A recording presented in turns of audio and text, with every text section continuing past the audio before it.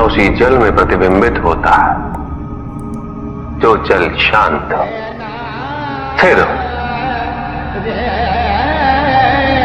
यही तो समस्या होती है मन की। मन कभी भी शांत नहीं हो पाता है। जहां शांति नहीं वहां कुछ भी नहीं रुकता। समुद्र की लहरों की भांति विचारों का उपद्रव मन को निरंतर स्थिर रखता। कुछ भी सुनने और समझने के लिए मन का मौन रहना आवश्यक है, किंतु मन मौन रहना नहीं जानता। वो तो निरंतर कुछ ना कुछ कहता रहता। प्रतिपद शब्दों का आक्रमण चलता रहता है मन पर, और यही आक्रमण है जिसके कारण व्यक्ति कभी भी शब्दों के परे नहीं जा पाता। जहां जीवन की सत्यता का बोध उसकी प्रतीक्षा कर रहा होता है।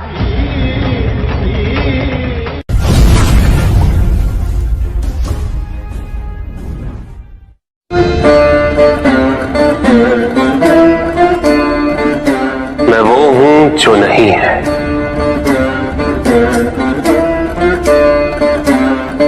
जो नहीं है वो मैं हूं।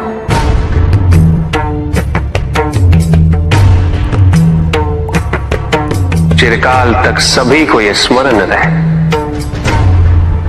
जब आप में श्वास है तो मैं आप में हूं। देव देव महादेव शिवा, देव देव। और जिस क्षण आप में श्वास नहीं देव देव तब आप मुझ पे हैं। देव शिवा, देव देव महादेव।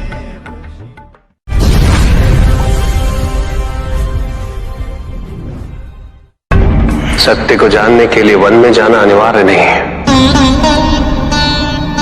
अपने निजी, पारिवारिक और सामाजिक दायित्वों का परित्याग भी आवश्यक नहीं है।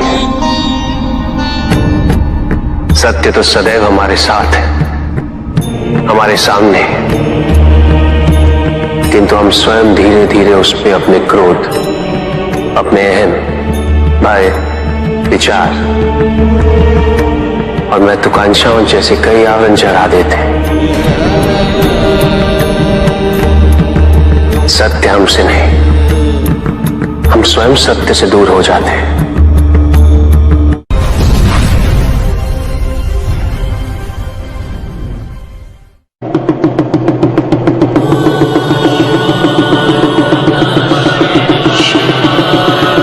जहां न अमृत, न विष, न सुख, न दुख, न स्वर्ग, न नरक, वही परम आनंद है। उसी परम आनंद तक की यात्रा है तुम्हारी। ये यात्रा आनंद के सानिध्य की है, ये यात्रा सानिध्य के आनंद की है। और इस यात्रा में मैं प्रतिपल तुम्हारे साथ हूं। मुझे ढूंढो मत, केवल पहचानो, तुम ही मैं हूं, मैं ही तुम। हर आरंभ का मैं ही अंत हूं, और हर अंत सदैव मेरा ही आरंभ होगा।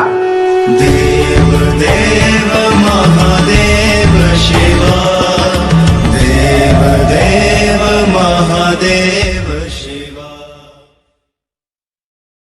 तुम्हारे साथ चल तुम्हारी अपनी इच्छाओं ने किया है, तुम्हारे हट ने किया है। तुम्हारी अपनी सोच ने किया है। ये रहस्य नहीं कि प्रत्येक आत्मा मुक्ति की इच्छुक होती है।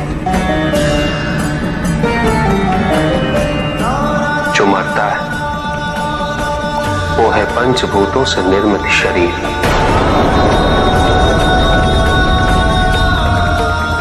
किंतु आत्मा तो अजर है, अमर है।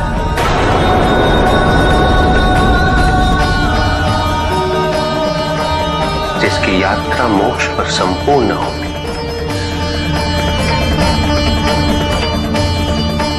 जहां सांसारिक बंधनों से व्यक्ति मुक्त हो जाता है,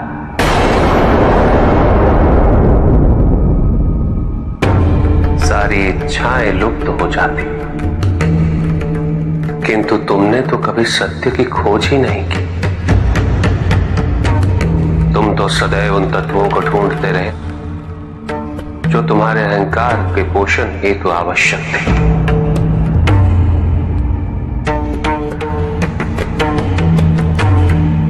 किंतु सत्य तो यही है कि ना कोई तुम्हारा है और ना तुम किसी के।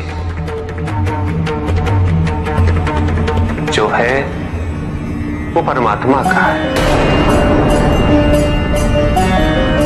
और जो नहीं वो भी परमात्मा का ही है। इस शरीर में तुम इस सत्य से अनभिज्ञ हो, किंतु इस शरीर के पूर्व तुम्हें इस सत्य का बोध था, और इस शरीर के पश्चात भी रहेगा। प्रश्न ये है कि क्या तुम इस सत्य को अभी स्वीकार करना चाहते हो? यदि करते हो तो परिवर्तन का मार्ग स्वतः प्रदर्शित हो जाएगा। आजीवन तुम प्रत्यक्ष को ही सत्य मानते रहे, परोक्ष सदैव महत्वहीन रहा। तुम्हारे पास यही अवसर है उस भूल को सुधारने का। भक्ति हेतु यदि कुछ अनिवार्य है तो केवल भक्ति ही।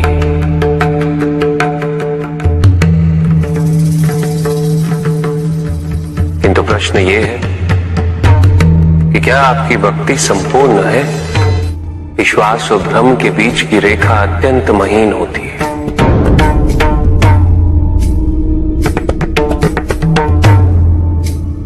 असंख्य व्यक्ति ये नहीं समझ पाते कि उनका विश्वास है या भ्रम।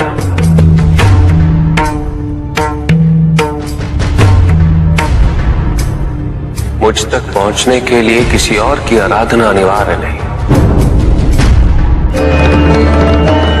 मेरे सच्चे भक्त तो मुझे किसी भी रूप में पूज सकते, किसी भी रूप में प्राप्त कर सकते। ओम नमः शिवाय। पुरुष और प्रकृति एक है, वो कभी पृथक नहीं हो सकते। शक्ति शिव के बिना अधूरी है,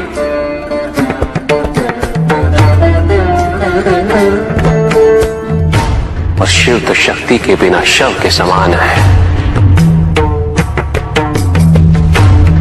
शिव शक्ति पुरुष प्रकृति का संतुलन सदैव अनर्थकारी सिद्ध होगा। शरीर में यदि स्त्री तत्वों की ऊर्जा नहीं तो शरीर निर्जीव है।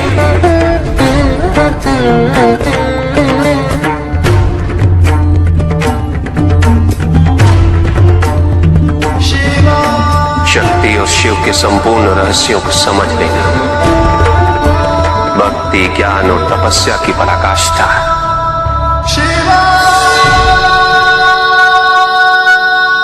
जब ज्ञान के लिए शब्द पर्याप्त ना हो, उदाहरण प्रस्तुत करना अनिवार्य हो जाता है।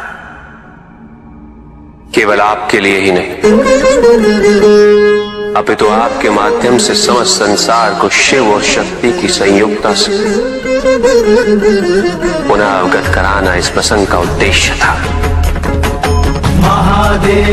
जो पूर्ण हुआ। महादेव।